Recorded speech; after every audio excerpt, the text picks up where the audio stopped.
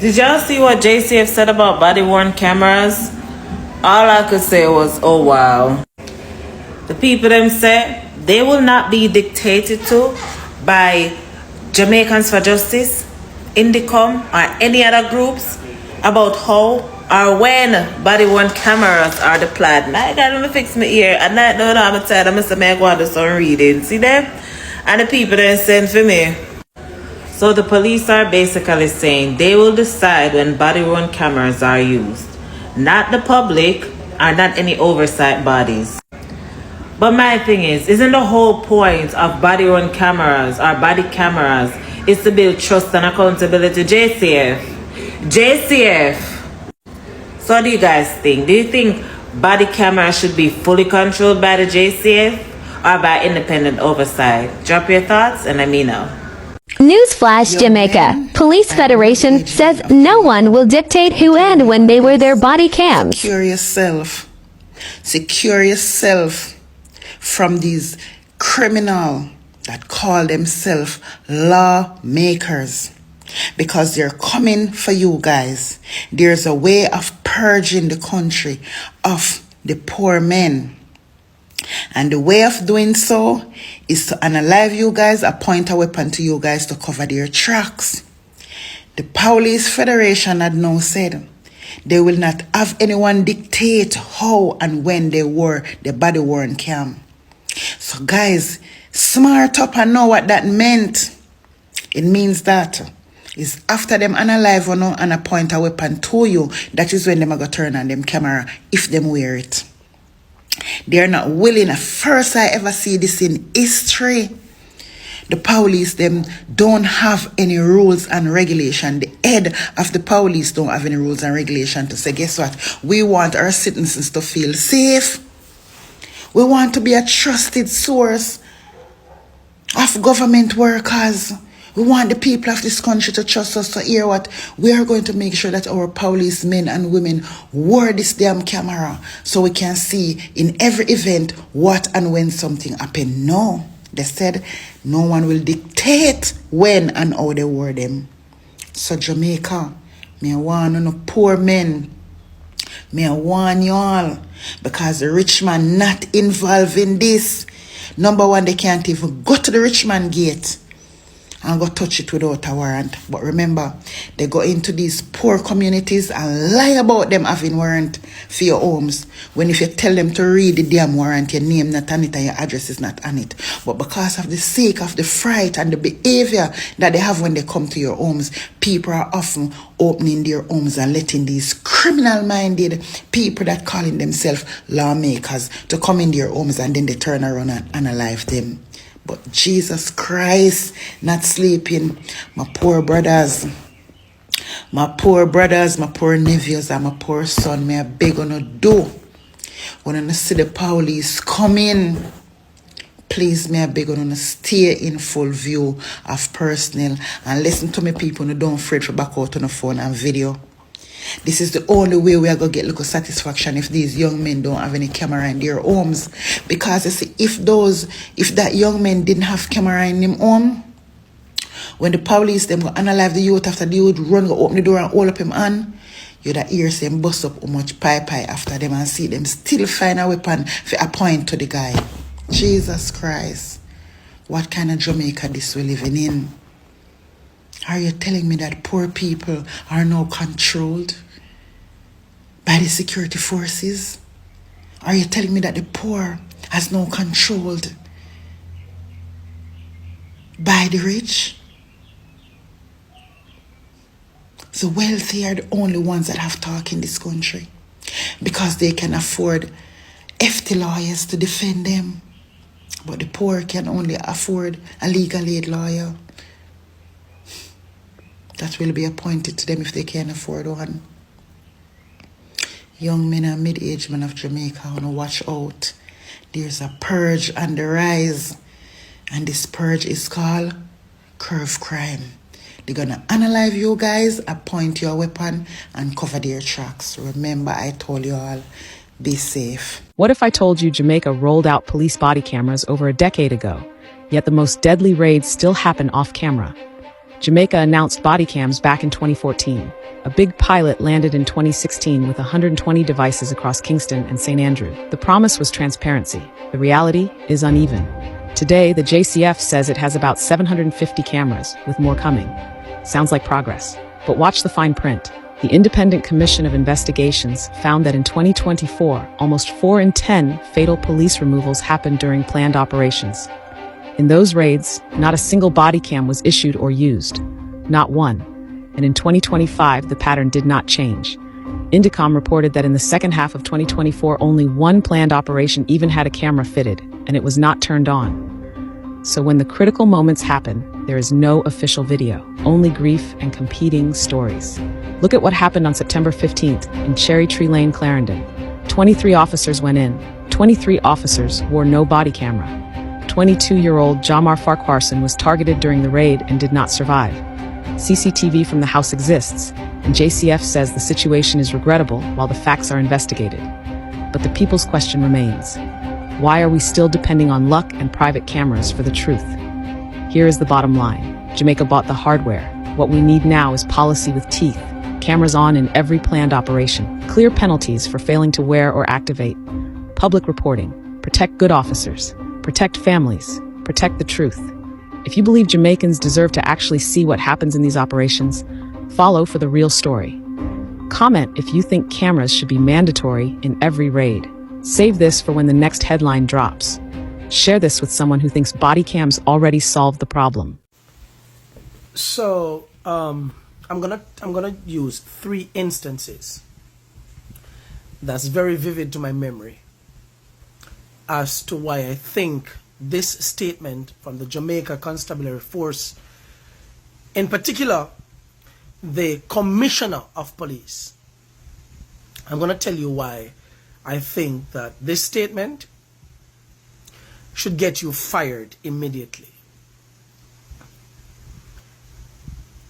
A lot of you people who are in the public offices keeps forgetting that you work for us, the people. With no taxes paid, your salaries are nothing. We are not paying you to murder us. We're paying you for you to protect us. And you've sworn an oath to serve and to protect. All right. Now, in Westmoreland, 2024, I believe, there was a young man who was in his house. His grandmother, if my memory serves me correct, was actually sitting on the veranda. Police came to the house.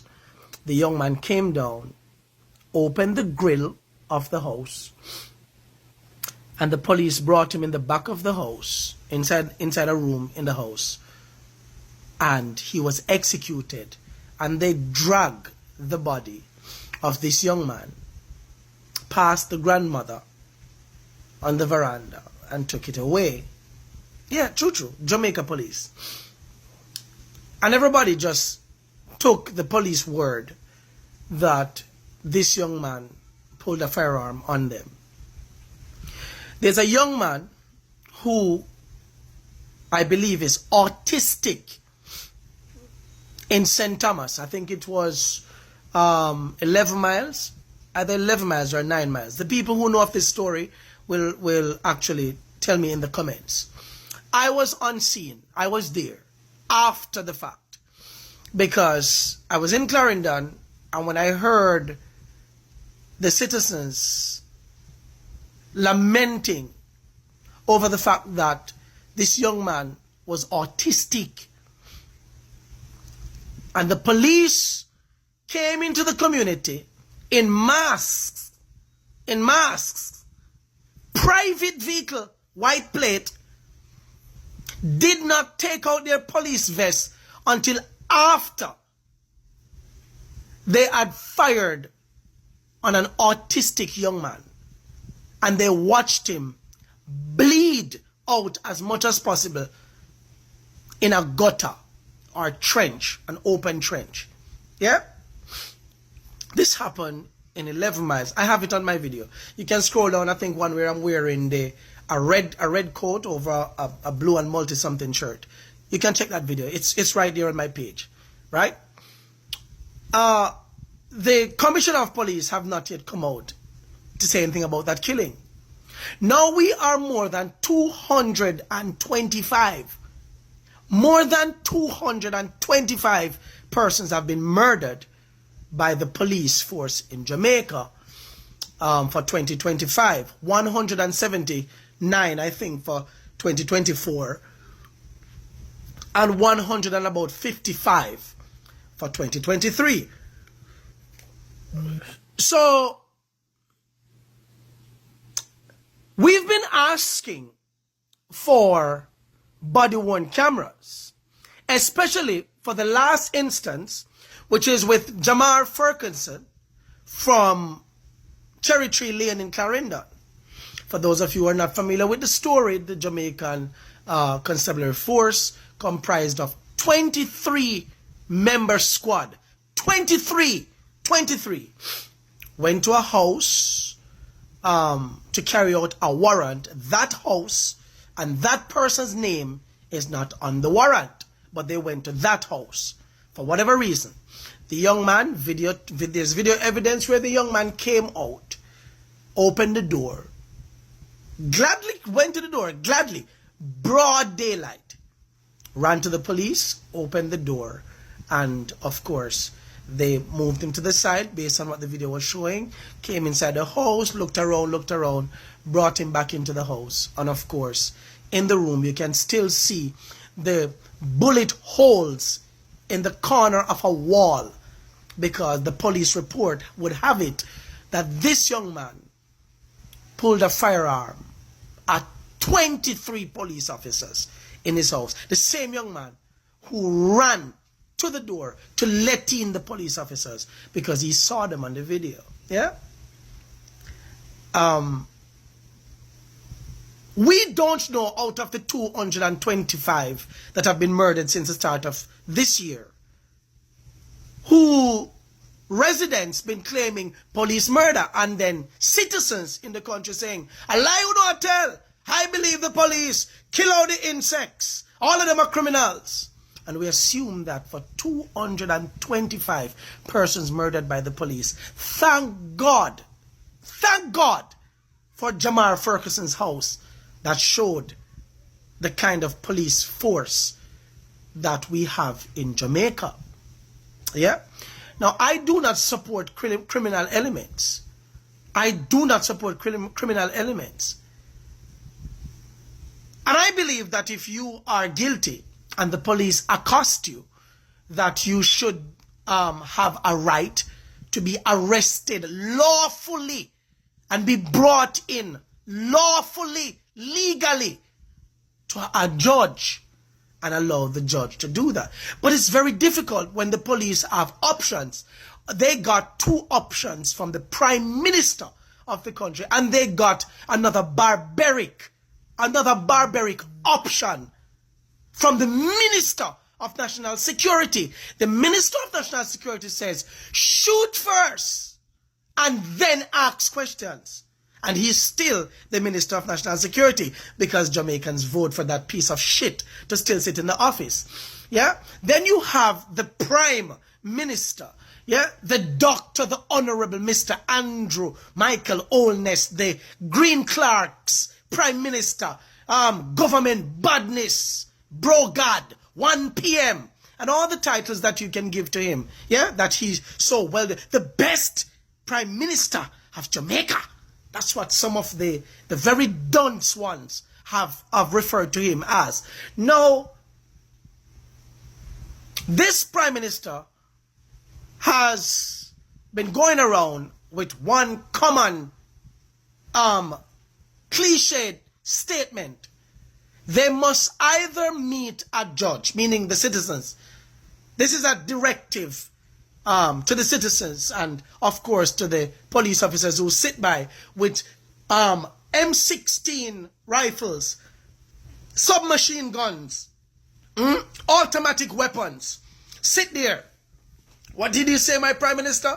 they must meet a judge or operative word. The operative word is or their maker. And for those of you who don't know, in Jamaica, when we say you should meet your maker, it's a terminology that means you should go and meet the creator, God. Meaning you should die. The Prime Minister of Jamaica. And I haven't heard no leaders in the Caribbean and the United Nations, who we just completed a very atrocious speech at the United Nations talking about Haiti and how Haiti is destabilized and the gang violence there and stuff, as if Jamaica is any better with you as Prime Minister and your criminal elements that is by your side. Now this statement by the Jamaica Constabulary Force that is saying, yeah, that they will not allow external groups to dictate how it deploys body-worn cameras. You need to come out. Body cameras must be worn, and telling us that you have 1,000 body-worn cameras to be shipped to Jamaica. Is 14,000 police there? Where are you going with 1,000 cameras? We need 14,000. Find the money and equip them so that we can protect the citizens. You pieces of shit. We will be dictated to. We pay you. Me Marvin Edgar tell you that. Drunk crow.